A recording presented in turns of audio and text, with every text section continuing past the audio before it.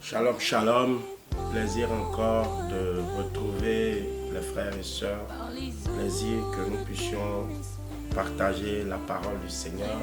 Nous bénissons encore ce jour, nous rendons gloire à Dieu, afin que des âmes soient sauvées, des âmes soient gagnées à Dieu. Notre prière ce matin, c'est qu'un enfant de Dieu se reconnaisse ce matin, un enfant de Dieu soit rempli ce matin de la présence de Dieu. Je bénis ce moment parce que c'est un moment glorieux. Quand on aborde le terme toujours de Jésus, est un moment exceptionnel pour chacun de nous. Parce que la Bible dit que le nom de Jésus change la vie d'une personne. Le nom de Jésus transforme la vie d'une personne. Le nom de Jésus apporte la santé, la guérison à une âme quelconque. Donc quand on parle de ce nom, je crois que ce nom doit apporter ce matin une lumière dans ton cœur. Dis Amen et cela Amen. Arrive. Alors je bénis ce moment parce que nous avons eu 3 jours où nous avons abordé de différents thèmes. Le premier thème que nous avons abordé était le terme « Pourquoi est-ce que tu as été créé ?» Et nous avons dit que c'était tellement important pour un fils de Dieu de savoir pourquoi est-ce qu'il a été créé. Ta mère et ton père ne se sont pas connus par hasard. Parce que la science nous démontre que quand 2 personnes vont ensemble, ils procurent ce qu'on appelle les spermatozoïdes qui vont vers l'appareil génital de madame. Alors quand cela se produit, la science nous démontre qu'il y a au moins 1000 spermatozoïdes qui y vont en même temps. Mais ce qui est important, c'est qu'il y a une seule et un seul qui remporte cette victoire. Et cette victoire, ça a été toi. Tu n'es pas sur la terre pour aérer, tu es sur la terre pour un but bien précis que Dieu a souhaité que tu sois. Amen. Parce que le but pour lequel Dieu t'a créé, c'est pour que tu sois un ouvrage spécial, que tu sois un homme spécial, que tu sois une femme spéciale, pas que tu sois la honte de qui que ce soit, que tu sois la risée de qui que ce soit, mais tu as été créé pour un but bien précis. Et nous allons partager des passages bibliques qui vont vous aider à comprendre pourquoi est-ce que vous avez été créé par Dieu. Et la Bible même continue pour vous dire que dans Éphésiens chapitre 2, à partir du verset 4 à 6, que nous sommes l'ouvrage de ses mains. Ça veut dire que Dieu a pris plaisir de te créer. Mais si une personne arrive à te rabaisser, à te diminuer, que cela ne te diminue pas parce que Dieu ne t'a pas diminué. Dieu a de la valeur pour toi. Et je viens t'annoncer que la Bible proclame et dit que les premiers seront les derniers et les derniers seront les premiers. Si tu n'as pas encore rencontré Jésus, parce que certainement il y a des pasteurs qui t'ont dessus, parce que certainement il y a des amis qui t'ont dessus, mon frère, laisse-moi t'annoncer que le pasteur n'était pas là quand Jésus t'avait créé. Donc, cherche ton Jésus, car c'est lui seul qui est la solution à ta vie et à ton épanouissement. Amen. Amen. Donc, aujourd'hui, nous avons abordé dans le 2e jour, pourquoi est-ce que nous devons nous attacher à Jésus? Pourquoi spécialement Jésus? Pourquoi pas une tierce personne? Amen, amen. Donc, je poursuis pour dire que Jésus revient bientôt. Pourquoi Jésus revient bientôt? C'est une question que toute personne a le devoir et le droit de se poser. Pourquoi Jésus nous annonce sa venue? Jésus nous annonce sa mort. Jésus nous annonce sa résurrection. Et Jésus nous annonce qu'il reviendra bientôt. Luc 18, à partir du verset 8, nous dit que c'était l'une des préoccupations de Jésus. Jésus avait une préoccupation. Et je crois que c'est l'une des révélations que tout enfant de Dieu doit retenir. Jésus qui a été ressuscité, Jésus dit, il part vers le Père, nous préparer une place. Mais il a une inquiétude. Il dit, trouverai-je encore de la foi quand je reviendrai? Donc voici un point crucial qui doit nous interpeller, nous, enfants de Dieu, à se demander, mais pourquoi Jésus doit-il revenir? Il dit, je ne vous laisserai pas seul, mais je vous enverrai mon esprit. Il sera avec vous jusqu'à ce que je revienne. Alors, Jésus revient bientôt. C'est le plus important pour nous. Quand il revient, pourquoi il revient? Vous savez, quand je dis on a été créé pour un but, Jésus est dans notre vie et qu'il faut qu'on s'attache à Jésus, aujourd'hui nous voyons l'importance du retour de Christ, du retour de Jésus. Alors, il y a des passages bibliques que nous devons lire. Quand par exemple, avant que je donne la parole à mon interlocuteur pour pouvoir vous faire les passages, pour pouvoir vous les lire, je vous dis que Apocalypse 1, verset 7 dit, Apocalypse 1, verset 7 dit, voici, il vient avec la nuée, et tout œil le verra. Tout œil le verra. Ce qui explique que quand Jésus va venir, il ne sera pas invisible pour nous. On le verra. Il nous verra. Donc, il y a aussi Marc 14, à partir du verset 62. La Bible dit, je le suis, et vous verrez le Fils de l'homme assis à la droite du Dieu le Père. Donc, il nous précise qu'il reviendra et il sera assis à la droite de Dieu. Le Luc chapitre 17, à partir du verset 21 à 30, la Bible nous dit, on ne dira point, il est ici. On ne dira point, il est là-bas. Il en sera de même où le jour le Fils de l'homme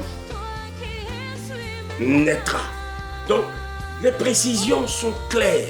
Maintenant, nous allons voir pourquoi c'est si important pour nous de savoir les événements qui vont se passer. Comment nous allons nous identifier, comment nous allons reconnaître. Nous allons écouter notre frère qui nous fera la lecture et qui nous dira à peu près quels sont les signes par lesquels nous allons reconnaître son retour.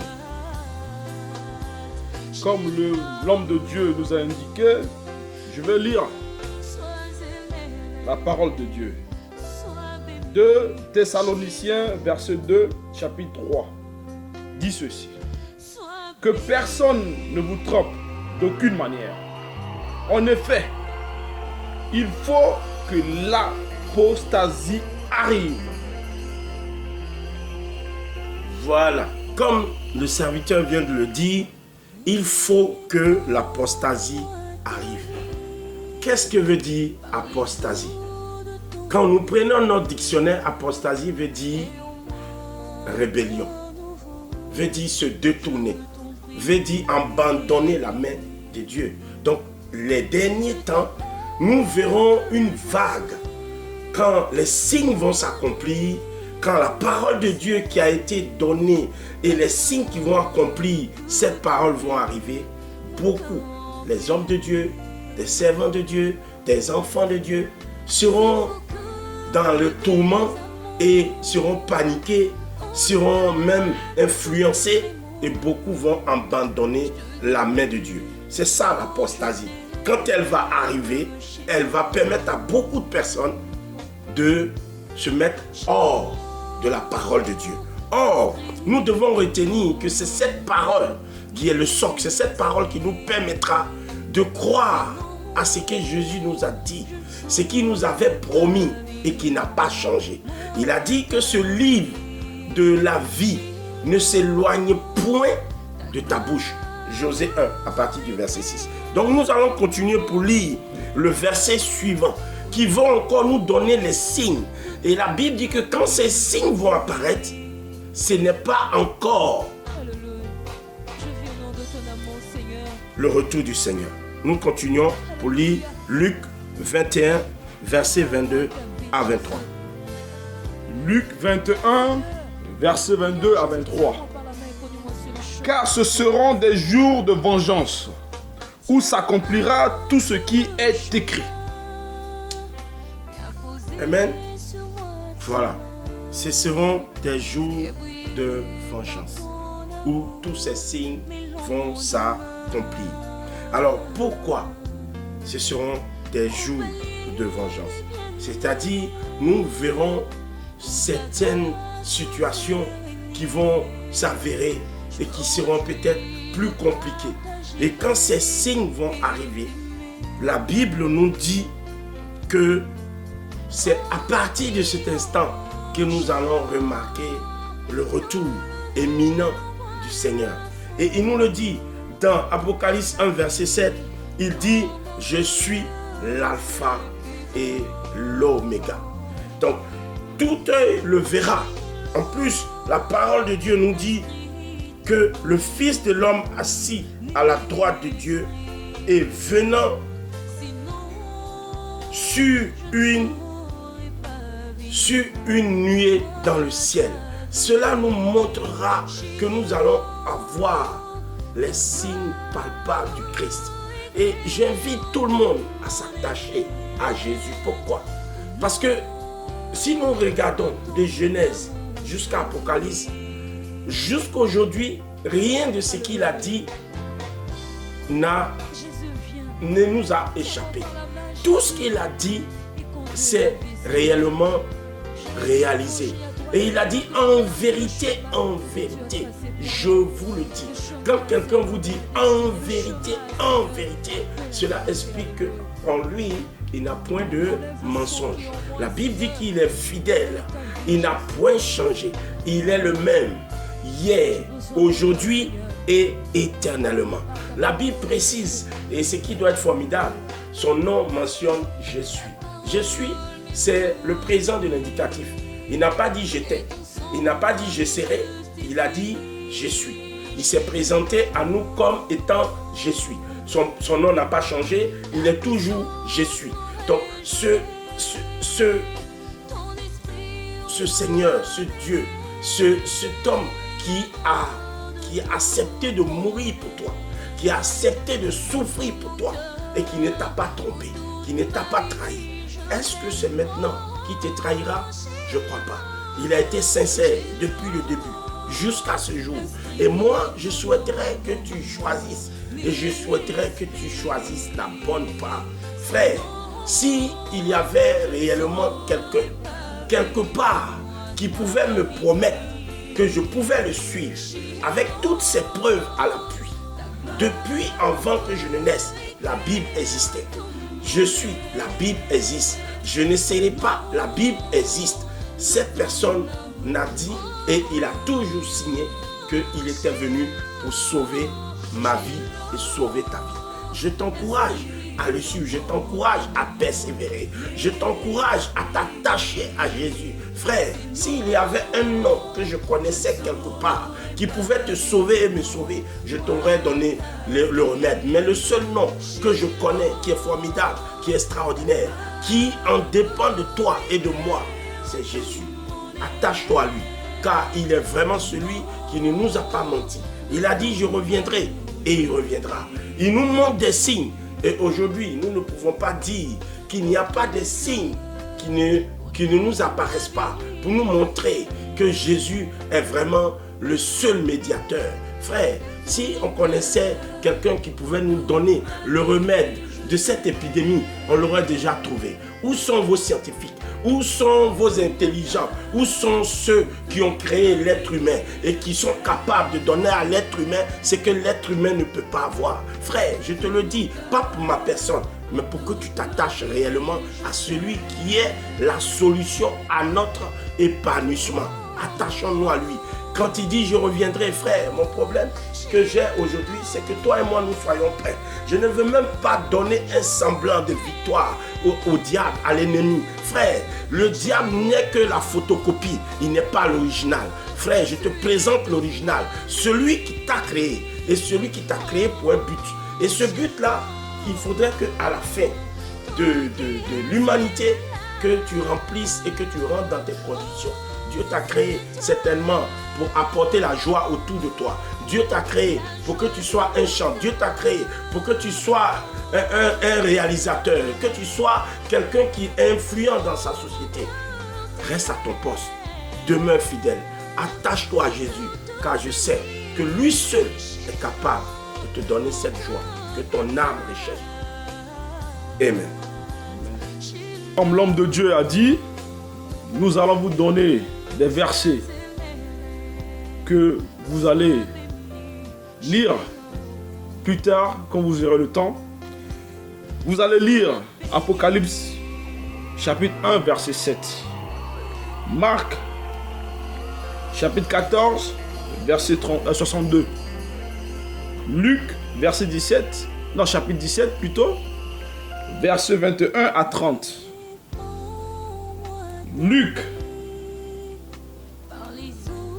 21 verset 22 à 23. Matthieu 24 verset 21 à 35. Thessaloniciens 2 verset 3. Vous allez aussi lire Apocalypse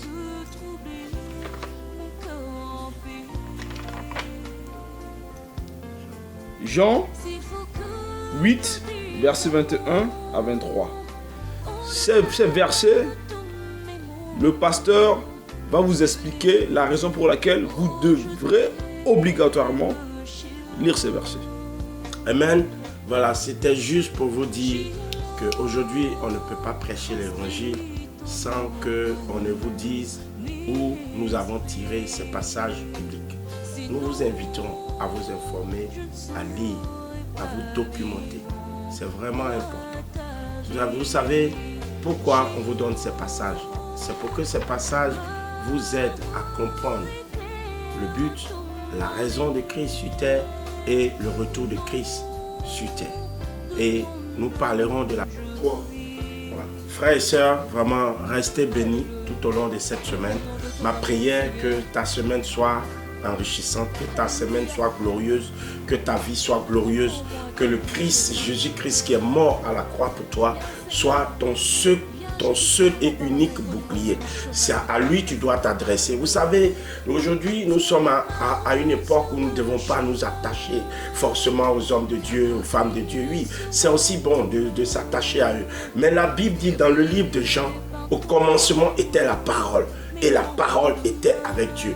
Donc attache-toi à la parole qui est avec Dieu. Raison pour laquelle attache-toi aux passages bibliques qui t'ont été communiqués. Et ces passages bibliques seront la réussite de ta vie. Ça sera ton succès, ça sera ta gloire. En même temps que je parle, je bénis ta vie. Je prophétise que tu sois un homme de prière, une femme de prière. Je prophétise que la parole soit ton partage de tous les jours. Que Dieu seul soit celui qui se met au devant de toi. Amen. Amen.